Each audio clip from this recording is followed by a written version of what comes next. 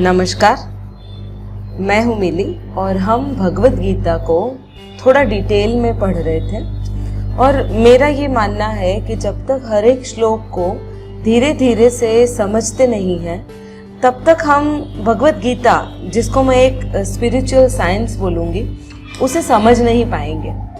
तो चलिए अब हम देखते हैं भगवत गीता में श्लोक नंबर 2 से क्या होता है। श्लोक नंबर 2 कुछ ऐसा है कि इस पर संजय बोले, उस समय राजा दुर्योधन ने व्यूह रचना युक्त पांडवों की सेना को देखकर और द्रोणाचार्य के पास जाकर यह वचन कहा, हे आचार्य, आपके बुद्धिमान शिष्य द्रुपद पुत्र धृष्टद्युम्न द्वारा व्यूहाकार खड़ी की हुई पांडवों की इस भारी सेना को देखिए।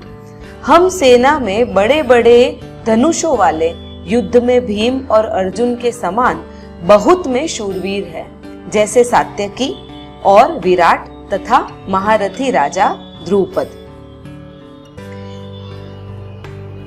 और धृष्टकेतु चेकितान तथा बलवान काशीराज पुरुजित कुंती भोज और मनुष्यों में श्रेष्ठ शैब्य और पराक्रमी युधामन्यु तथा बलवान उत्तमोजा, सुभद्रा पुत्र अभिमन्यु और द्रौपदी के 5 पुत्र, यह सभी महारथी हैं।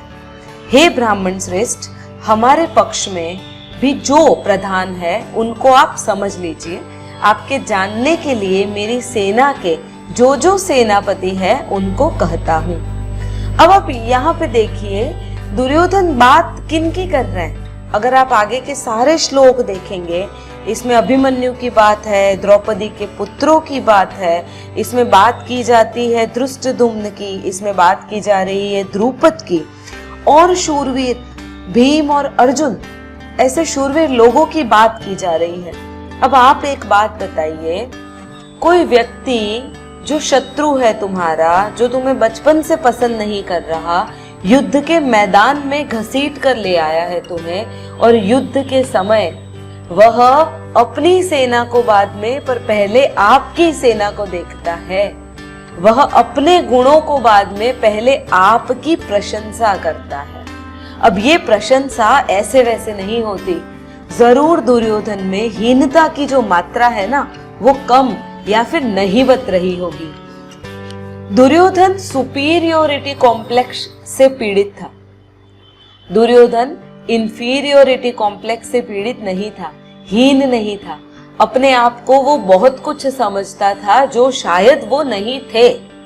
ठीक है, अब आप देखिए, हम अगर हमारे शत्रु के पास खड़े हैं, भगवान न करे, पर अगर कोई शत्रु है तो आप, अगर उससे लड़ाई होती है तो आप उसकी अच्छाइयां बताएंगे या आपकी अच्छाइयां आप बोलते जाएंगे।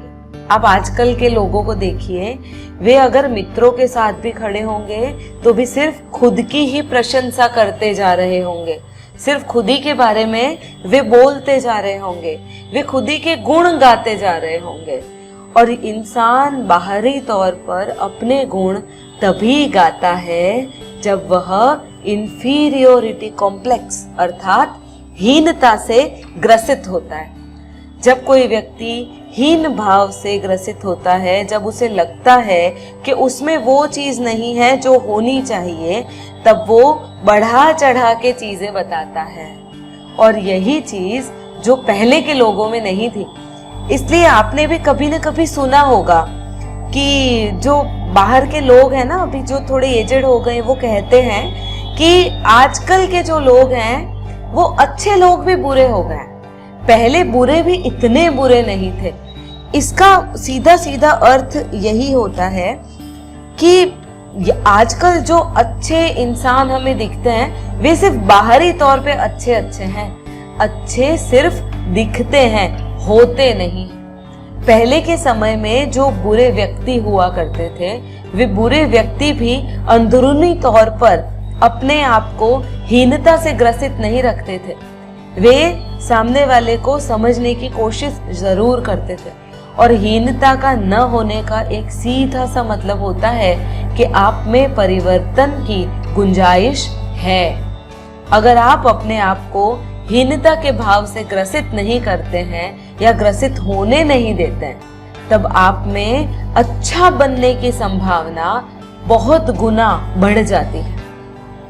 और यही चीज है जो दुर्योधन जब अपने गुरु द्रोणाचार्य के पास जाते हैं और ये जब एक्सप्लेन कर रहे होते हैं सामने वाले की सेना में कितने कितने महारथी है, ये एक्सप्लेन करते हैं, तब इससे रिप्रेजेंट होता है।